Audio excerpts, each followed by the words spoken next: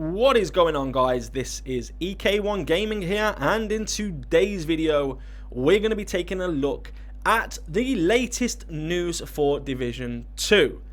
Now, before we get into this video, if you do enjoy the content, be sure to hit that subscribe button and hit the little notification bell to be updated every time we upload new content. Also, if you're on Twitter, you can follow the EK1 Gaming channel on Twitter by following the link in the description below.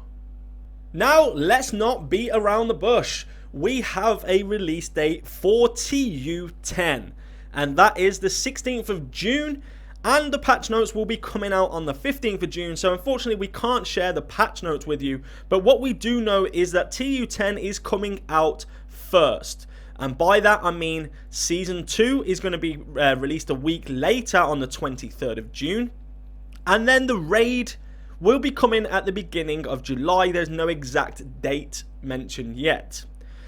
Now, with TU10 coming on the 16th of June, that's of course only 6 days away from now. That will give you the chance to go and farm the gear before the raid releases, which is what the devs previously had said. They said that we'll release TU10, give you a chance to go and get the new items like the new gear sets that's releasing, also the new weapons, etc. So you can build up your character ready for the new raid. Now, going on to the Season 2. Now, there's been a lot of, obviously, people saying, I'm not buying the Season Pass, I'm not paying money for it. Well, if you own Warlords of New York, Season 2 is free for you guys.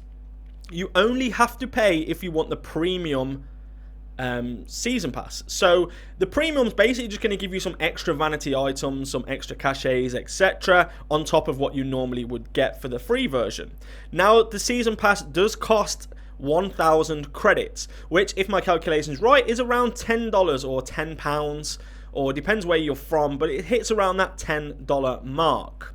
Now, for me personally, I wouldn't buy that because I don't like vanity items. For one, I have no interest in them at all, and for two, I don't really want to spend any more money on this game after I've spent so much on it already.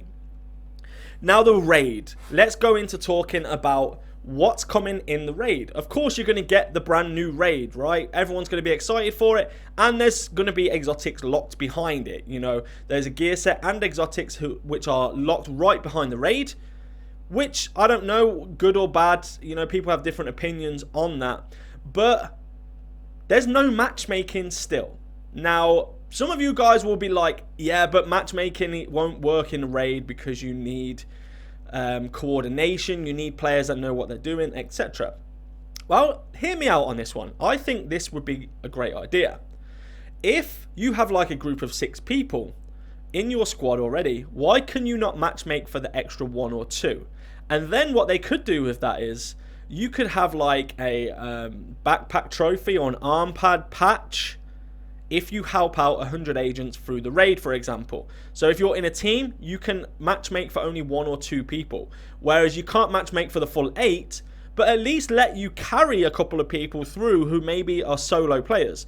Because the issue coming now is that solo players will not have any new content, apart from the new Manhunt with Season 2 pass, which we'll have a look at in a second. But to me, that would be a logical way to bring people of the community together, to help people help others. For those solo players or people who struggle to get teammates, or people who can't speak or can't hear you.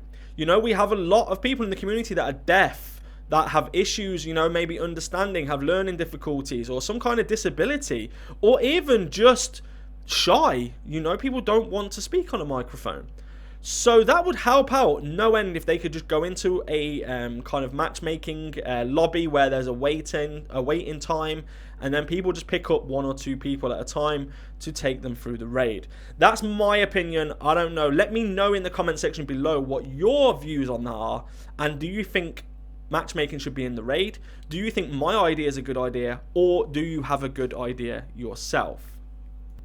Now let's go back to the, obviously, Season 2, okay? So you're going to get some items locked into Season 2. One of them, I believe, is going to be the exotic mask, and the other one is an exotic weapon, which I believe is the mantis. Now, getting those weapons are probably just going to be the standard as normal season pass way. You just level up the season pass and then you unlock all the caches and stuff as you go up. Well, with this season, they are bringing out, of course, a new manhunt, which will pass some time for some people. You know, it's some extra content. You know, usually it's a couple of missions that change and then some control points and then a couple of bounties. So I'm looking forward to see kind of what they do with that. If it's just the same as like season 1 manhunts and stuff though, I'll be a little bit disappointed. I really think they should bring something additional to the table when it comes to adding seasons. It shouldn't just be repetitive, like it shouldn't just be copy and paste. It should be do something new with it, you know, what more can you add to the next season, and then keep the seasons growing. And that then in turn will make people play the game more just by having something different to do. Now, again, I'm one of those people that didn't complete the manhunts on Season 1 because, again, it's just vanity items to me. I completed the Season Pass, but I didn't do any of the manhunts. In fact, I think I finished like 1 or 2 of the manhunts, only because I was just doing the missions as they were. For me, there needs to be better rewards when it comes to completing those manhunts. The Emp Sticky Bomb, yeah, I mean, am I going to use that? Probably not.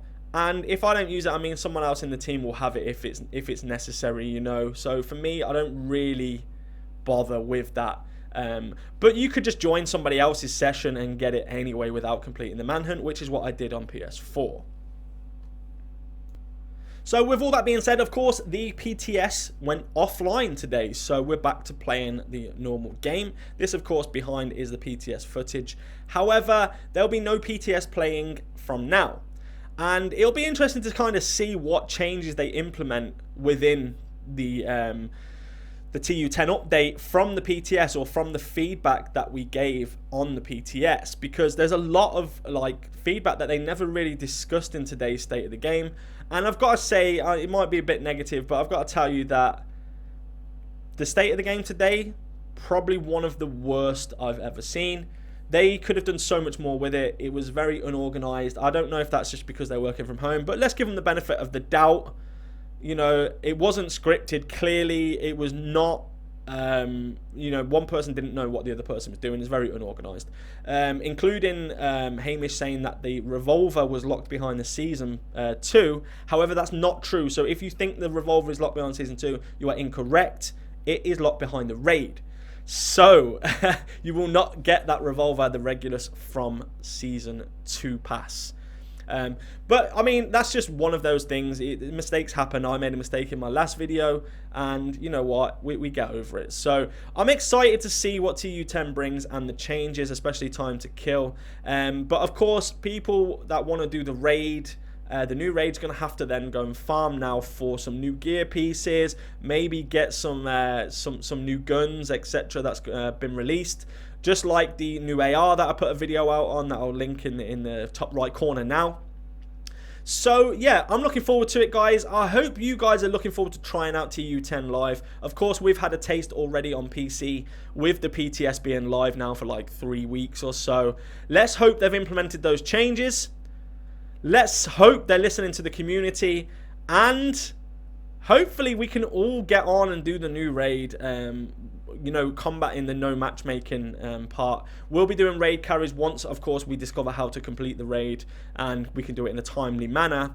We'll be doing raid carries and getting people through, something which I never did before, because really I wasn't that interested in the raid in the first place, even the first raid. Once I got the Eagle Bearer, I didn't really do another one. I just couldn't be bothered to do it. But of course, you've got those people out there that do carry people through, and those are absolutely amazing people that keep doing that every week. So yeah, we'll try and do some carries through the new raid and the old raid over the next couple of weeks to get you guys ready and set for all of the new seasons and hopefully some more content. They didn't really mention anything about Skyscraper, so in terms of release dates. But hey, we'll wait and see what happens. Guys, do not forget, hit the like button if this video has informed you of something today. If you didn't know something that I've mentioned, please hit the like button. Or even if you just want to be super awesome, hit the like button. Leave me a comment with your comments below. I read them all. I respond to them all. even the negative ones. So let me know, guys. Thank you so much. Stay safe, everybody, and I'll see you all in the next video. Let's go.